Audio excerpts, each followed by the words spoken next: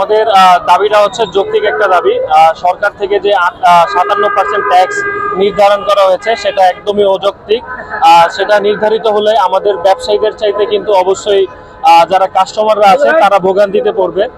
আর খুব নিম্নমানের যে ফোনগুলো অফিসিয়াল ফোন যারা আছে ওনারা নিয়ে আসে এটা খুব ভালো দামে বিক্রি করে।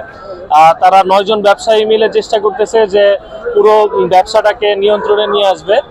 সিন্ডিকেটের মাধ্যমে 9 জনের হাতে চলে যাচ্ছে। আমরা চাই যে এই ব্যবসায়ীটা যেহেতু আমরা 90%-এর বিরুদ্ধে গিয়ে মাত্র 10%-এর হাতে চলে যাচ্ছে। আমরা চাচ্ছি না যে কোনোভাবে 10%-এর হাতে চলে যাক।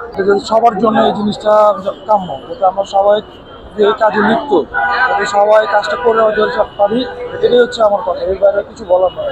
আমরা লাগেজের মাধ্যমে প্রথমত আনতে চাই না, আমরা চাইছি সবকিছু লিগেল একটা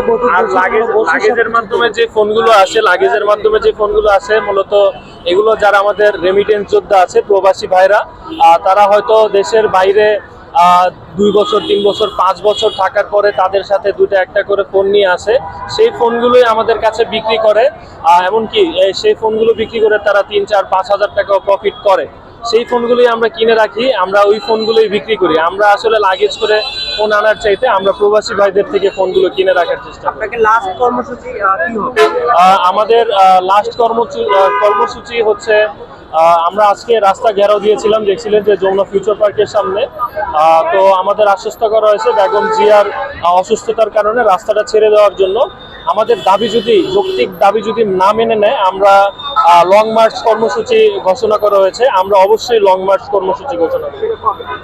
সেটা অবশ্যই আমাদের সিনিয়র যারা আছে, আমাদের মোবাইল বিজনেস কমিউনিটির সভাপতি, সেক্রেটারি, ওনারা অভিভাবক যারা আছে ওনাদের দিক নির্দেশনায় অবশ্যই আমরা সেই কাজগুলো বাস্তবায়ন করব। আসলে এই মার্কেটটা 9টা প্রতিষ্ঠানের হাতেই ছেড়ে দিছে। তারা চায় যে তারাই যেন এই ব্যবসাটা করে, আর কেউ যেন না করতে পারে। তারা মূলত সিন্ডিকেট হয়ে কাজ করার জন্য বাকিদের এই জিনিসগুলো করতে দিতে চায় না।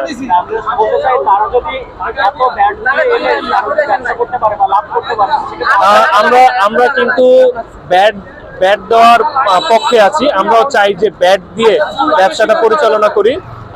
সেটা 57% হোক, এটা আমরা কোনোভাবেই চাই না যে এটা একটা নির্দিষ্ট মাত্রায় 57% ব্যাট। কিন্তু কোনো দেশেই আপনারা দেখবেন না যে 57% ট্যাক্স দিয়ে মোবাইলের ব্যবসা করেন।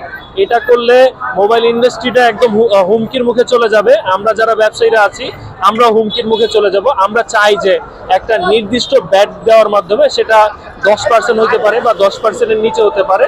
আমরা 90% ব্যবসায়ী যদি 10% ট্যাক্স দিয়েও ব্যবসাটা করি, আমরা সেই 9 জন ব্যবসায়ীর চাইতে আমরা 20 গুণ 30 গুণ অবশ্যই সরকারকে ট্যাক্স বেশি দিতে পারবো আমি মনে করি।